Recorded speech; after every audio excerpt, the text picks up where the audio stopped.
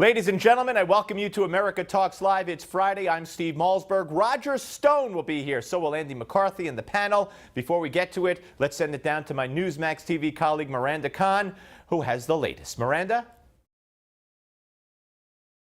Thanks, Steve. Donald Trump changes his tune on the people protesting his presidency. Trump tweets that he loves the fact that protesters are hitting the streets and have such great passion for our country. But last night, he attacked the media on Twitter for inciting these protests around the country against the newly elected president.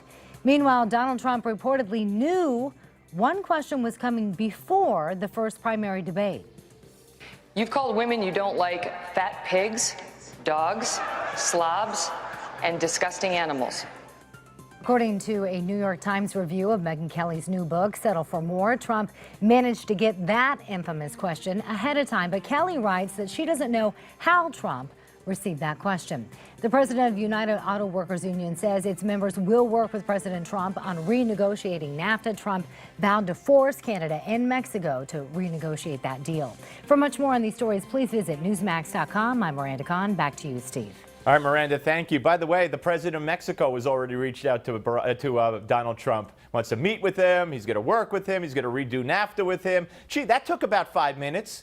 All right, happy Veterans Day to everybody, and thank you to all the men and women who fought so bravely and continue to fight for our freedom and protection here in enabling me to do this. But all you veterans who have served, God bless you. You're all better men than I am, and you women are better people than I am. Does that sound right? Okay. 877 Newsmax if you want to weigh in. 877-639-7629. All right. You know, all the smiling and all the great meetings that they had yesterday, Donald Trump, Barack Obama.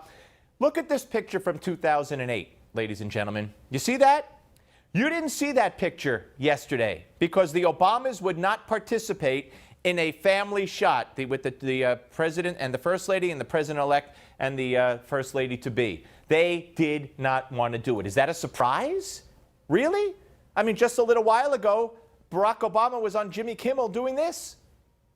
President Obama will go down as perhaps the worst president in the history of the United States! Exclamation point at real Donald Trump. Well, at real Donald Trump, at least I will go down as a president.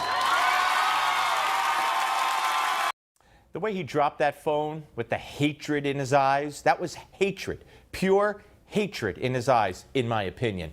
And then there was the question from Jonathan Karl yesterday to Josh Earnest. Watch. Relitigate the campaign, but I just want to ask you what the president's thoughts are. He said just on Monday that Donald Trump is temperamentally unfit to be commander-in-chief, uniquely unqualified. Does he still believe that? Look, the president's views haven't changed. He stands by what he said on the campaign trail. He had an opportunity to make his argument. He made that argument vigorously. He made that argument in states all across the country. But the American people decided. The election is over. The president didn't get to choose his successor. The American people did. And they've chosen President-elect Trump. But he sticks by everything he said, that Trump accepted endorsements from the KKK, that he's uniquely unqualified, and everything else. The president sticks by it. Of course he does.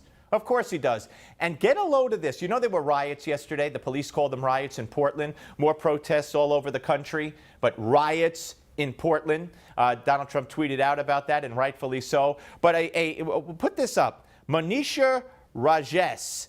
She is a writer for the UK Telegraph.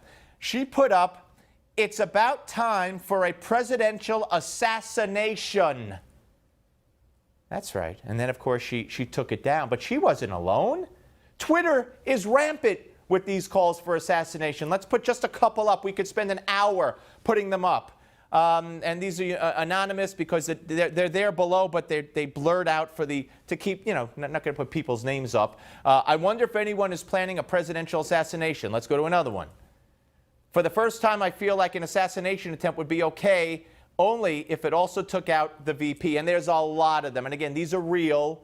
I've seen the tweets, but they blurred out the names. I've seen the real ones, but we figured that's the easiest way to go, the best way.